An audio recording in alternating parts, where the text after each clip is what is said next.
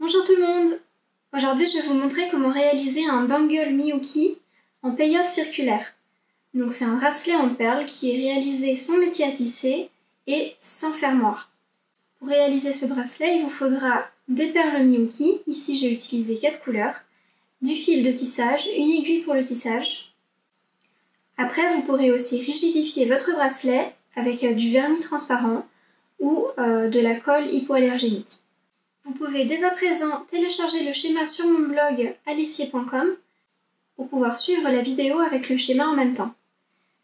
Ça sera beaucoup plus simple et vous pourrez cocher au fur et à mesure les perles que vous enfilez sur le schéma.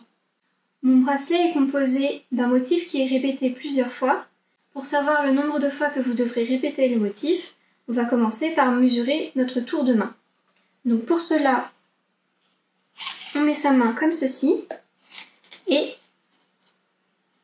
on mesure avec un mètre mesureur au plus large. Faut pas que ça soit trop serré parce que sinon vous ne pourrez pas mettre le bracelet. Donc on va compter plutôt 20. Voilà.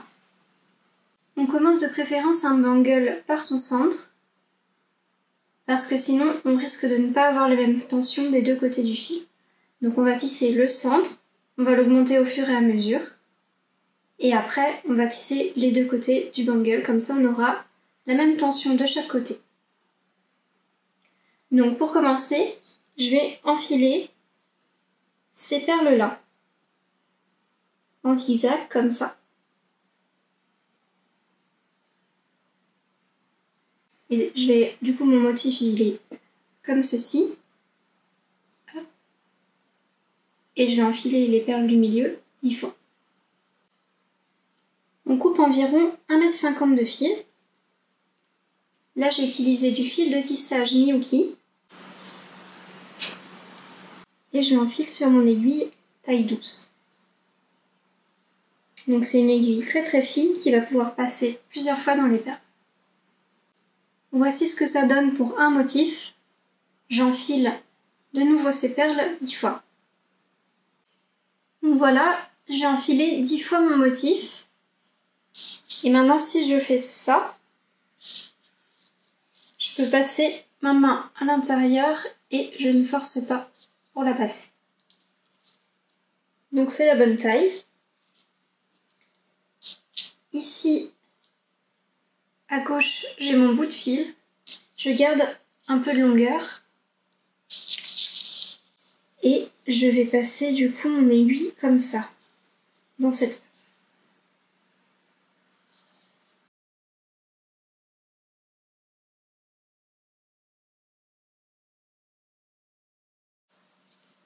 Ce qui va créer un cercle. Et maintenant, je vais pouvoir tisser en peyote. Donc, en peyote, on va rajouter une perle et on va passer dans la perle d'après. On va pas passer dans celle-ci, parce que là, mon fil, il sort de la perle blanche. Donc, je passerai comme ça. Donc là, ce que je vais enfiler, c'est une perle dorée et je vais passer dans la rouge.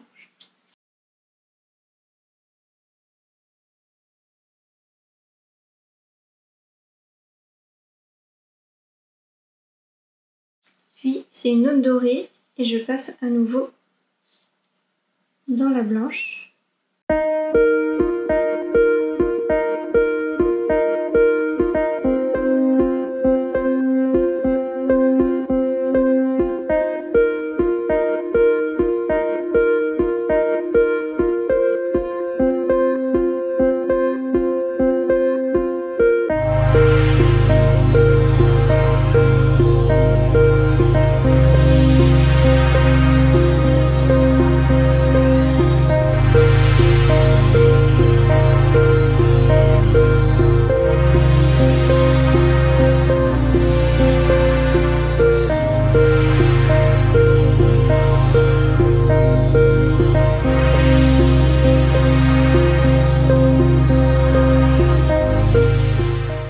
Il faut pas trop serrer le tissage parce que sinon le bracelet il va être tout gondolé, il faut le laisser lâche. Il faut juste que les perles se mettent bien les unes au-dessus des autres.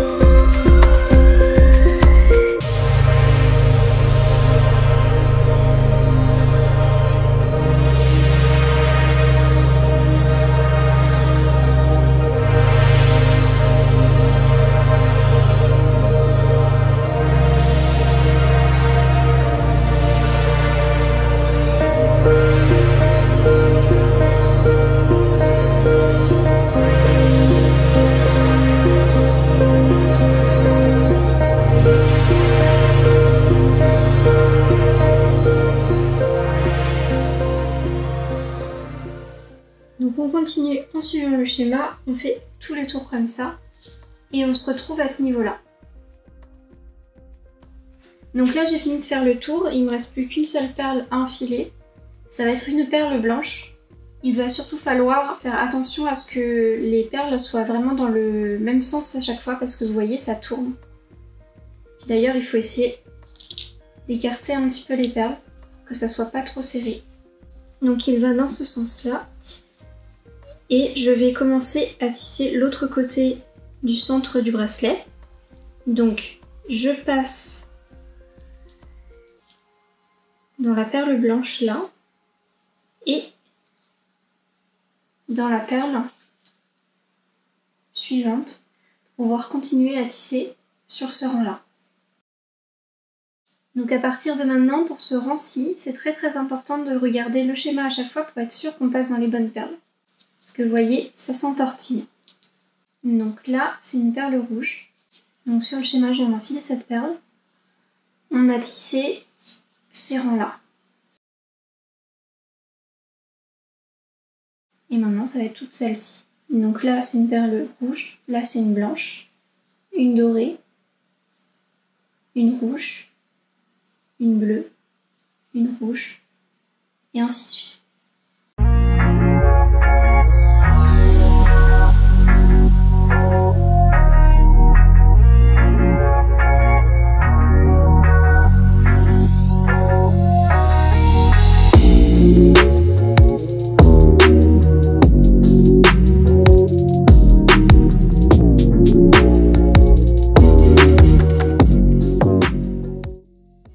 Donc là, il faut faire attention si ça s'est tourné.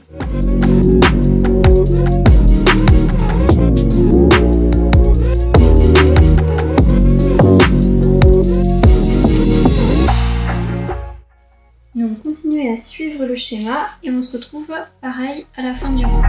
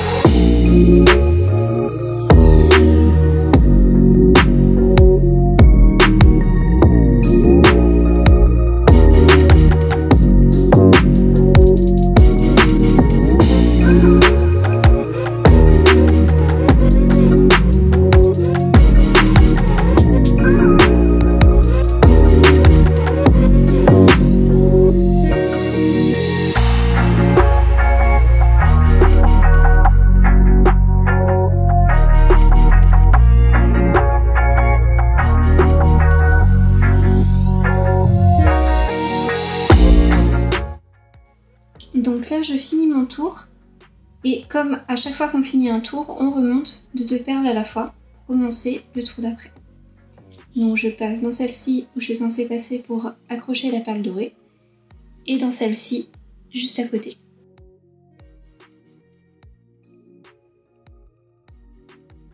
Donc maintenant mon bracelet ne risque plus de se torsader, il est bien à plat.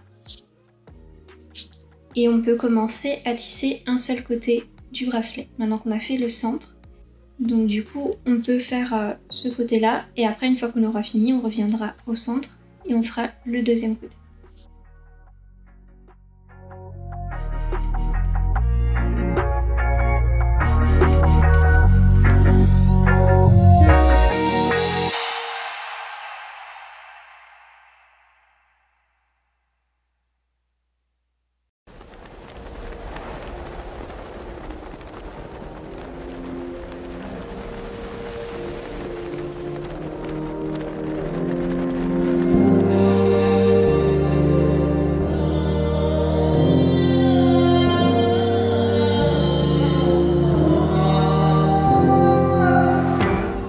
Là, j'ai de nouveau fini mon tour, je vais de nouveau passer dans 2 perles pour remonter. Donc dans la dorée et dans la bleue. Mon fil devient un peu trop court pour continuer, donc je vais en profiter pour le changer. Pour cela, vous passez dans les perles du tissage Donc là, mon fil il sort d'ici, je suis passée dans la perle d'à côté et je suis passée dans plusieurs perles. Et je vais faire un genre de tour dans les perles.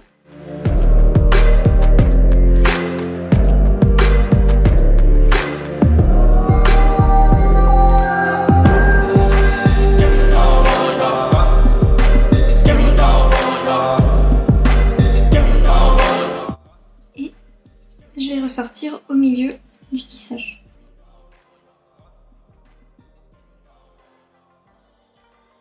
Ça permet de bloquer le fil sans faire un nœud. Donc je prends mon ciseau, je coupe et je reprends du fil de tissage. Donc je reprends environ 1,70 m de fil.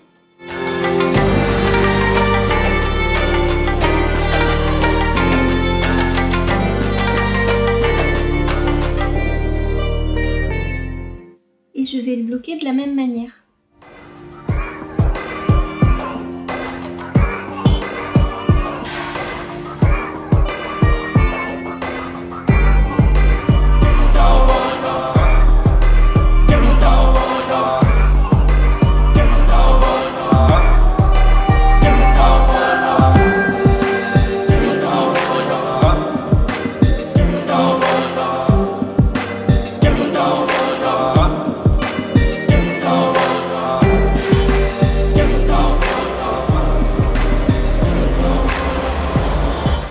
Et je vais pouvoir continuer mon tissage. Si je tire un peu, le fil il est bien bloqué. Je coupe l'excédent.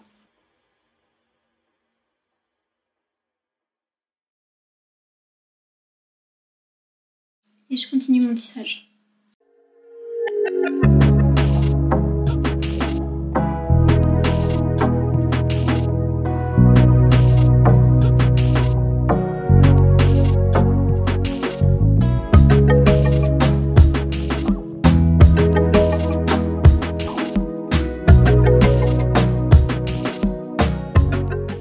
Donc continuez à répéter cette technique jusqu'à avoir fini ce côté-là et on se retrouve à ce niveau-là. Donc maintenant on va faire les pointes du bracelet. C'est le dernier rang avant de passer de l'autre côté. Donc on peut le voir ici, il y a un creux après la perle rouge. Et là ça remonte et on finit par une dorée. Ensuite il y a de nouveau un creux et entre les perles rouges il y a une dorée. Donc pour ça on va passer dans ces deux perles-là, sans ajouter de perles.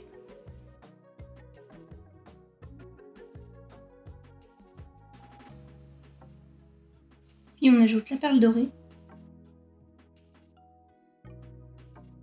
Et on passe ici.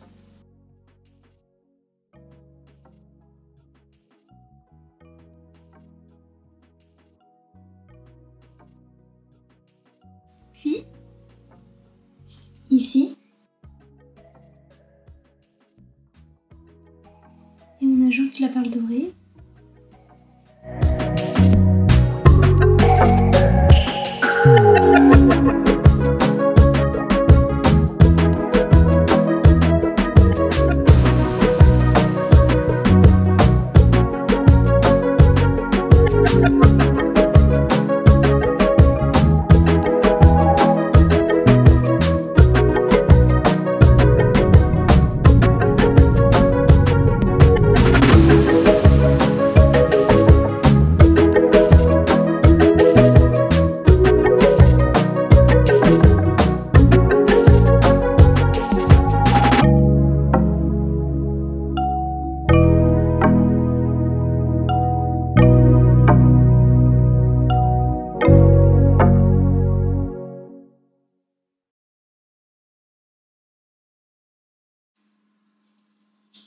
Donc voilà, j'ai fini ce côté-là.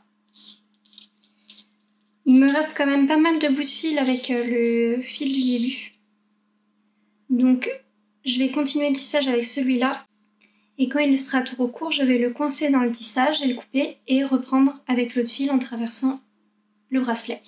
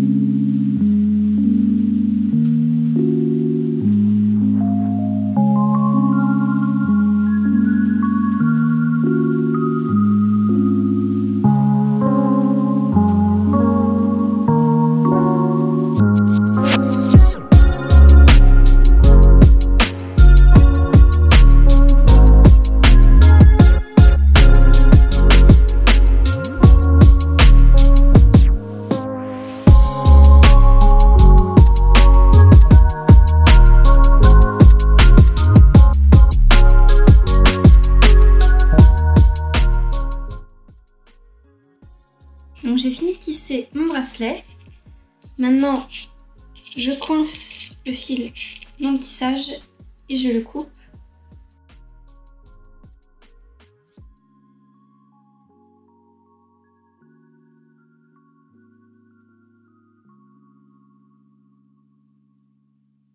Et vous voyez, le bracelet, il est un petit peu mou. Donc ce que je vais faire, c'est que je vais mettre du vernis hypoallergénique qui est spécialement fait pour les bijoux à l'intérieur et ça va le rigidifier. Donc on protège sa surface de travail. D'ailleurs, cette vidéo est sponsorisée par Daniel Moquet. Non, c'est faux. Oui, je me marque toute seule. Donc c'est ce vernis-là que j'ai pris. C'est un vernis pour les bijoux, pour éviter les allergies. Et donc il est hypoallergénique et c'est parfait pour un bracelet. Parce que si vous prenez un vernis à ongles, peut-être que vous allez faire une réaction allergique. Donc faites bien attention à ça. Et j'en mets partout, en fines couches. Et on va faire 1 à 3 fines couches en fonction de ce que vous voulez avoir comme rendu de rigidité. Parce que ça va le rigidifier un peu, mais ça va pas, il va pas devenir solide tout d'un coup. Ensuite, on met bien le bracelet en forme de cercle. On attend que ça sèche 1 heure et on refait une 2e couche puis une 3e. J'espère que cette vidéo vous aura plu.